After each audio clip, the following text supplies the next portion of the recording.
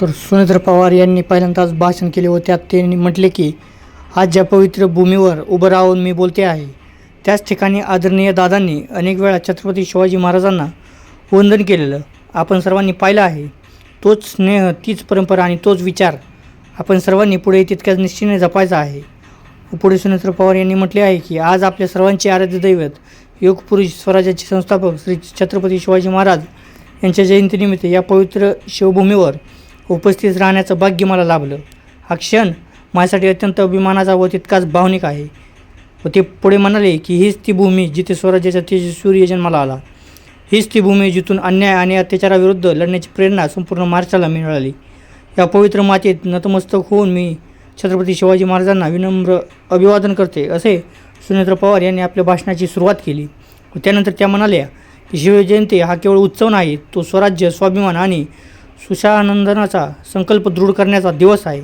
स्वराज्य संकल्प शहाजीराजे भोसले, राजमाता जिजाऊ आणि स्वराज्य रक्षक छत्रपती संभाजी महाराज यांच्या संस्कारातून घडलेले हे महान कार्य आज आपण पुन्हा स्मरतो आहोत।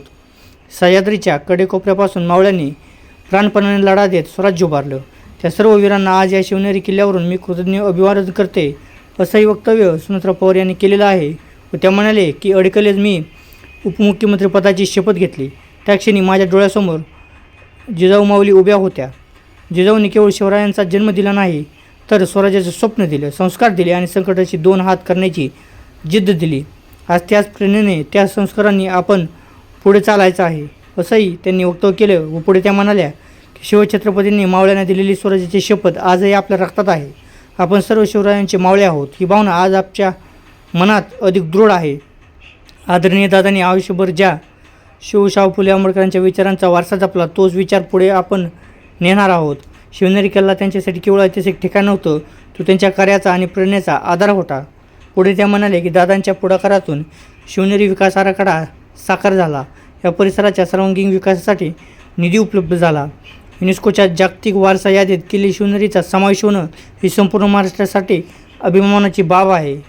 फक्त शिवनेरीच नाही, तर जुन्नर तालुक्यातील पर्यटन तालुका म्हणून विकसित करण्याचा संकल्पही त्यांनी केला, असं वक्तव्य सुनेत्र पवार यांनी केले आहे। व पुढे त्या म्हटल्या की इतकंच नाही, तर आग्रा येथे छत्रपती शिवाजी महाराजांच्या पराक्रमाचं स्मारक, पानिपत येथे मराठेश्वर स्मारक, संगमेश्वर येथील स्मारक, रायगड विकास आराखडा, तसेच तोरापूर आणि बुडबुद्रुक येथील स्मारकाची कामे या सर्वांनी त्यांनी लक्ष वेधले होते।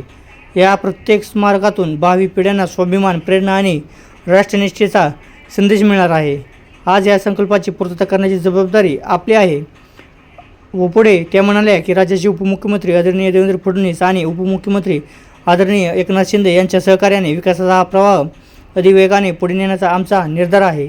व छत्रपती शिवाजी महाराजांनी स्वराज्यातील प्रत्येक घटकाची काळजी घेतली, त्याच विचाराने राज्यातील प्रत्येक नागरिकासाठी विकासाचे आम्ही कटिबद्ध आहोत, असंही त्यांनी वक्तव्य केले आहे। तर मित्रांनो, तुम्हाला या व्हिडिओबद्दल काय वाटतं व सुनेत्र पवार यांच्या या भाषणाबद्दल काय वाटतं हे कमेंटमध्ये एकदा नक्की कळवा। जय महाराष्ट्र।